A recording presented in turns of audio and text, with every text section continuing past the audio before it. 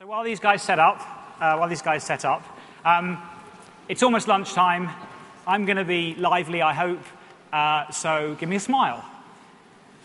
What a beautiful, handsome audience we have here. Let me just capture that. I'll come back to that later. So, as these guys set up, I'm going to talk to you about how... there we go, just put my password in. Excuse me.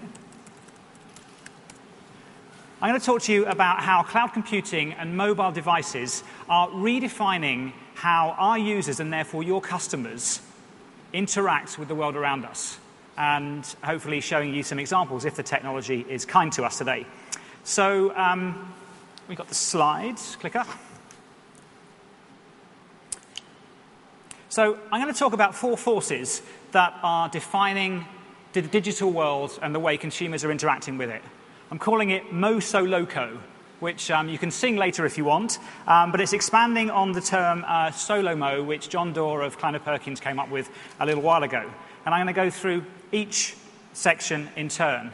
But to start with, these devices, these things that you just kindly turned into airplane mode, they are the phenomenal driving force behind everything that's happening in the digital space right now. The mobile device that you've just switched to airplane mode has more computing power than NASA used to send the man to the moon.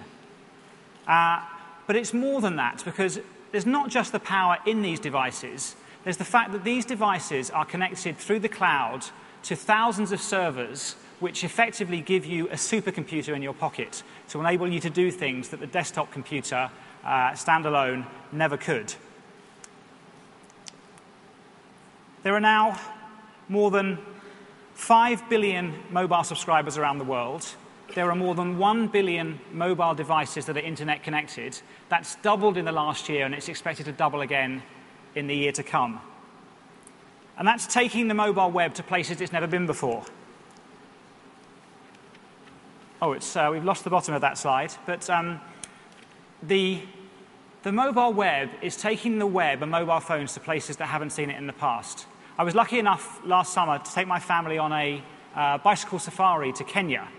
And we met this guy, Robert, there. If you can just about see him there. He's got 11 sons. He runs a cattle ranch in a very arid part of the country. And it used to be that he would kill one of his cows every week and take it to the market. And sometimes there'd be a buyer, and sometimes there wouldn't. And if there wasn't one, his cow would rot, and he'd come home with no money.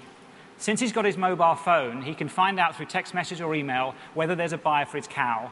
And as a result, he makes enough money now to send his kids to school. So that